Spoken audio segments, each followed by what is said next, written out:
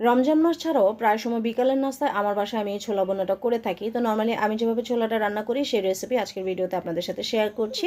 প্রথমে আমি এখানে 2 কাপ ছোলাকে পর্যাপ্ত পানি দিয়ে ভিজিয়ে রেখেছিলাম 6 ঘন্টার জন্য। তারপর খুব ভালোভাবে সেদ্ধ করে নিয়েছি। এখন একটা কড়াইয়ে 4 টেবিল চামচ পরিমাণ তেল গরম করে 2 টুকরা তেজপাতা, দারচিনি, এলাচ এবং 2টা শুকনো মরিচ ভেজে নিয়েছি। এর সাথে দিয়ে দিচ্ছি হাফ কাপ পেঁয়াজ কুচি। পেঁয়াজগুলোকে নরম করে ভেজে নিয়েছি। এখন দিয়ে দিচ্ছি 1 চা চামচ রসুন বাটা এবং হাফ চা চামচ আদা বাটা। আদা এবং রসুনটাকে ভেজে নিয়েছি। এর সাথে দিয়ে দিচ্ছি হাফ চা চামচ পরিমাণ লবণ, হাফ চা চামচ হলুদের গুঁড়া, হাফ চা চামচ লাল মরিচের গুঁড়া এবং হাফ চা চামচ পরিমাণ ভাজা ধনিয়া গুঁড়া। এখন সব কিছু একসাথে খুব ভালোভাবে 2 মিনিট ভেজে নিব।